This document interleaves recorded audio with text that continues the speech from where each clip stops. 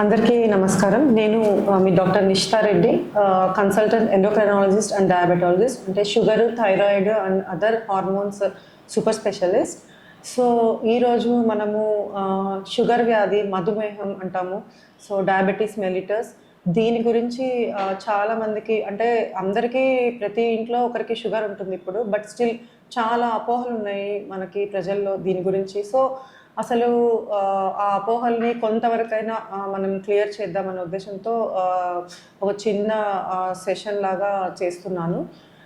So first మా అపోహ ఏంటంటే, షుగర్ అంటే స్వీట్స్ కానీ లేకపోతే షుగర్ ఐటమ్స్ తింటేనే, చక్కెర తీసుకుంటానో లేదా బెల్లం తీసుకుంటానో లేదా షుగరీ ఫుడ్స్ తింటేనే షుగర్ వస్తుందా అని అడుగుతూ ఉంటారు. సో మా ఇంట్లో ఎవరికి షుగర్ లేదు ఫ్యామిలీలో, బట్ సో నేను సేఫ్, నా ఫ్యామిలీలో హిస్టరీలో ఎవరికీ లేదు, మా పేరెంట్స్ కానీ గ్రాండ్ పేరెంట్స్ కానీ, సో నాకు షుగర్ రాదు అని అనుకుంటారు. బట్ ఇది ఎంత మాత్రం కరెక్ట్ కాదు. సో షుగర్ వ్యాధి అనేది అసలు ఎందుకు వస్తుంది అనేది తెలుసుకుంటే మనము దీనికి ఆన్సర్ చేయొచ్చు.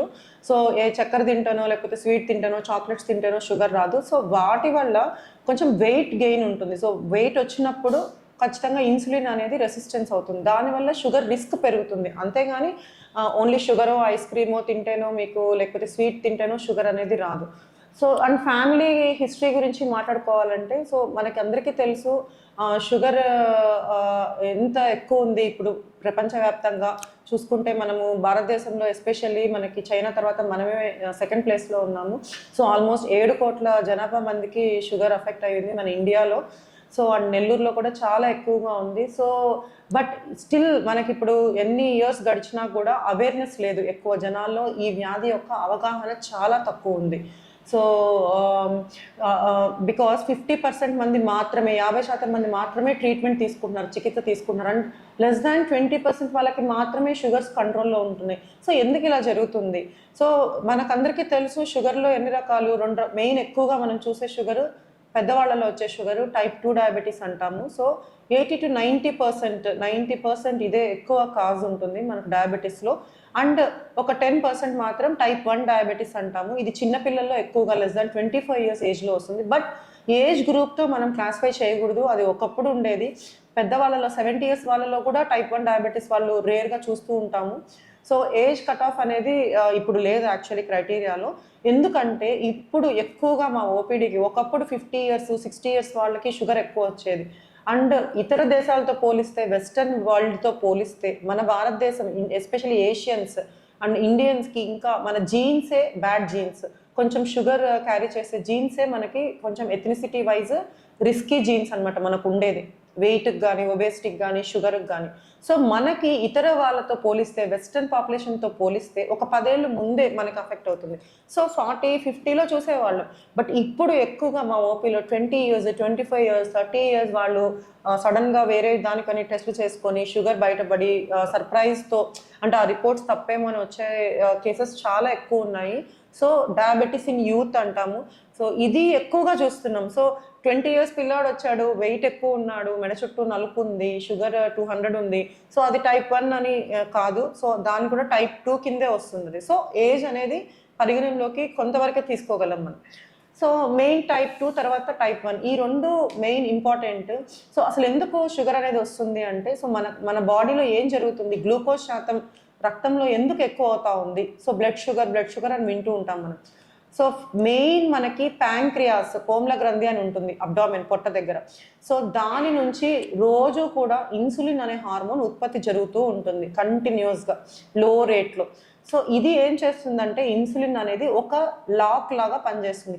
కీకి మనకి అన్ని కణాలకి గ్లూకోజ్ అవసరం. గ్లూకోజ్ అనేది ఎనర్జీ ఇచ్చే ఇదనమాట మనకి. సో బ్రెయిన్ సెల్కి తీసుకున్నా, మీరు గుండె తీసుకున్నా, నరాలకు తీసుకున్నా, ఎక్కడైనా ఏ ఆర్గాన్ అయినా, సో ప్రతి ఆర్గాన్కి గ్లూకోజ్ అవసరం. మనం ఏ ఆహారం తీసుకున్నా, అది స్వీట్ కావచ్చు, రైస్ కావచ్చు, లేకపోతే ప్రోటీన్ ఎగ్ కావచ్చు, పాలు కావచ్చు, సో మీరు ఏది తీసుకున్నా ఎక్సెప్ట్ వాటర్ 0 calories. సో మిగతా ఏ టైప్ ఆఫ్ ఫుడ్ మీరు తీసుకున్నా మన పొట్టలోకి వెళ్ళాక అది జీర్ణం అయ్యి గ్లూకోజ్గా మారుతుంది ఖచ్చితంగా. సో ఆ గ్లూకోజ్ అన్ని సెల్స్కి డిస్ట్రిబ్యూట్ అయ్యి మనకి ఎనర్జీని ఇస్తుంది. సో ఏమవుతుంది, సో దీనికి ఏది ఉపయోగము, సో ఆ సెల్స్కి కీ లాగా యాక్ట్ చేసేది, ఆ డోర్కి లాక్ ఓపెన్ చేసేది ఇన్సులిన్ అనే హార్మోన్. సో ఎప్పుడైతే ఈ ప్యాంక్రియాస్ అనే గ్రంథి సరిగ్గా వర్క్ చేయకపోవడము లేకపోతే సో ఇన్సులిన్ ప్రొడక్షన్ తగ్గిపోతుంది. సో టైప్ 1 డయాబెటీస్లో ఆల్మోస్ట్ మీకు 90-95% ఆఫ్ ప్యాంక్రియాస్ డిస్ట్రాయ్ అయిపోయి ఉంటుంది ఏదో ఒక కాజ్ కారణంగా. సో జన్యుపరమైన కారణాలు కానీ ఎన్విరాన్మెంటల్ వైరల్ ఫ్యాక్టర్స్ కానివ్వండి. సో దాన్ని మనము ఆటో ఇమ్యూన్ డిసీజ్ అంటాం టైప్ 1 డయాబెటీస్. సో దాంట్లో మీకు ప్యాంక్రియాస్ గ్రంథి సరిగ్గా వర్క్ చేయట్లేదు కాబట్టి ఇన్సులిన్ ఉత్పత్తి లేదు, నిల్ అక్కడ జీరో, ఆల్మోస్ట్ జీరో. సో కాబట్టి మనకేమవుతుంది గ్లూకోజ్ లెవెల్స్ బ్లడ్లోనే ఉండిపోతున్నాయి. సో సెల్స్కి మీకు వెళ్ళట్లేదు, అసలు ఇన్సులిన్ లేదు కాబట్టి గ్లూకోజ్ రక్తంలోనే ఎక్కువ ఉండిపోతుంది. అదే మీరు టైప్ 2 తీసుకున్నట్టయితే టైప్ 2 డయాబెటీస్లో ఇన్సులిన్ 50% ఆఫ్ ద ప్యాంక్రియాస్ మనకి ఇప్పుడు సపోజ్ ఈ రోజు బయటపడింది షుగర్ 50% ప్యాంక్రియాస్ బాగానే పనిచేస్తుంటుంది, ఇన్సులిన్ని రిలీజ్ చేస్తూ ఉంటుంది. సో కాకపోతే ఆ ఇన్సులిన్ ఉన్నా కూడా ఎక్కువగా వెయిట్ ఉన్న వాళ్ళు ఎస్పెషల్లీ ఒబేస్ పీపుల్లో ఇన్సులిన్ రెసిస్టెన్స్ అంటాము, అంటే ఇన్సులిన్ యొక్క పనితనం తగ్గుతుంది ఇక్కడ. సో మీకు ఇన్సులిన్ ఉన్నా కూడా అది సరిగ్గా వర్క్ చేయట్లేదు. సో అప్పుడు ఏమవుతుంది, దాని యాక్షన్ తగ్గినప్పుడు మీకు గ్లూకోజ్ సెల్స్ ఉపయోగించుకోలేవు, సో కణాల్లోకి వెళ్ళట్లేదు, మీకు రక్తంలోనే నిల్వ ఉంటుంది షుగర్ అనేది. దానివల్ల మనకి బ్లడ్ గ్లూకోజ్ లెవెల్స్ ఎక్కువ అవుతాయి. సో ఈ స్టేట్లో ఇన్సులిన్ లెవెల్స్ ఎక్కువ ఉంటాయి, at the same time glucose కూడా ఎక్కువ ఉంటుంది బికాస్ ఇన్సులిన్ వర్క్ చేయట్లేదు ఉన్నా కూడా. సో అది type 2 diabetes. So type 2 diabetes ఎందుకు వస్తుంది, సో ఒక 40% మాత్రమే మీకు ఫ్యామిలీ హిస్టరీ వంశపారపరంగా రావచ్చు. సపోజ్ మన గ్రాండ్ పేరెంట్స్ కానీ లేదా పేరెంట్స్కి. సో ఇద్దరు పేరెంట్స్కి ఉంటే వచ్చే రిస్క్ చాలా ఎక్కువ ఉంటుంది రాదర్ దాన్ ఒక పేరెంట్కి ఉంటే. అండ్ ఫ్యామిలీ హిస్టరీ పక్కన పెడితే మిగతా 60% లైఫ్ స్టైల్ వల్లే వస్తుంది. సో చైల్డ్హుడ్ ఒబేసిటీ అంటాం. సో చిన్నప్పుడే మనం ఎక్కువ వెయిట్ ఉండడము, so main unhealthy life style. ఇప్పుడంతా వెస్టర్నైజేషన్ అయిపోయింది, ఎక్కడ చూసినా junk food, processed foods, sugary items, cool drinks, soft drinks, ఇవన్నీ బేకరీ ఫుడ్స్, ఇవన్నీ ఎక్కువగా ప్రాసెస్డ్ ఫుడ్స్ ఇవి ఎక్కువ తీసుకోవడం ఎక్కువ అయిపోయింది. So at the same time sedentary life style అంటే శారీరక శ్రమ తగ్గిపోవడం, కూర్చున్న దగ్గరే ఉండిపోవడం. సో ఏదైనా ఆఫీస్లో పెద్దవాళ్ళు కానివ్వండి, పిల్లలు కానివ్వండి, సపోజ్ డాక్టర్స్ కూడా ఈవెన్ చెప్పాలంటే, సో మనము బ్యాంక్ ఎంప్లాయీస్ కానీ సాఫ్ట్వేర్ కానీ ఎస్పెషల్లీ సాఫ్ట్వేర్ వాళ్ళు కూడా ఎవరైనా డెస్క్టాప్ వర్క్ ఎక్కువ ఉంటుంది. సో సిస్టమ్ వర్క్ అలానే కంటిన్యూస్ 8 hours కూర్చొని వర్క్ చేస్తూ ఉంటారు. సో తిరిగేది చాలా తక్కువైపోయింది, ఎక్కడికి కావాలన్నా ఈజీ యాక్సెస్ ఉంది మనకి వెహికల్స్ అన్నీ. అండ్ పిల్లల్లో తీసుకుంటే పిల్లలు కూడా అంతే, స్పోర్ట్స్ తగ్గిపోయింది ఇప్పుడు మనకి, స్కూల్స్లో కూడా యాక్టివిటీస్ తగ్గిపోయాయి, ఇంటి దగ్గర కూడా పిల్లలు బయట ఆడుకోవడం చాలా రేర్గా చూస్తున్నాము, ఒకప్పుడులాగా లేదు. సో ఎక్కువగా ఇంట్లోనే కూర్చొని వీడియో గేమ్స్ కానీ మొబైల్ కానీ ఇవి ఎక్కువ ఆడుతున్నారు. సో చిన్నప్పటి నుంచే పేరెంట్స్ కానీ గ్రాండ్ పేరెంట్స్ కానీ పిల్లలకి ఖచ్చితంగా ఎంకరేజ్ చేయాలి, స్పోర్ట్స్ కానీ డాన్స్ కానీ స్విమ్మింగ్ కానీ ఏదైనా కూడా యాక్టివిటీస్లో ఎంగేజ్ చేయాలి ఖచ్చితంగా. So then only and junk food కూడా అవాయిడ్ చేయాలి. అప్పుడే చిన్నప్పుడే మనం తగ్గించుకుంటే ఇవన్నీ ప్రివెంట్ చేస్తే మనము ఫ్యూచర్లో షుగర్ రాకుండా, బీపీ రాకుండా, హార్ట్ అటాక్స్ ఇవన్నీ తగ్గించుకోవచ్చు.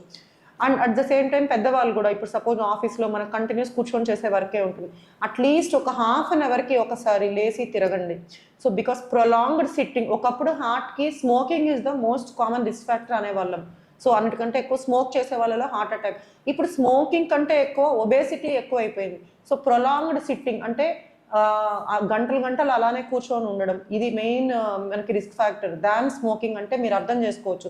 సో ½ an hourకి ఒకసారి అటు ఇటు తిరగండి, ఆఫీస్లో అయినా స్కూల్స్లో అయినా ఎక్కడైనా కూడా. సో మీ వర్క్ ప్లేస్లో అండ్ ఇంట్లో ఉండే వాళ్ళు కూడా ఒకే దగ్గర కూర్చొని టీవీస్ చూడడం ఇవన్నీ కూడా మానుకోవాలి ఖచ్చితంగా.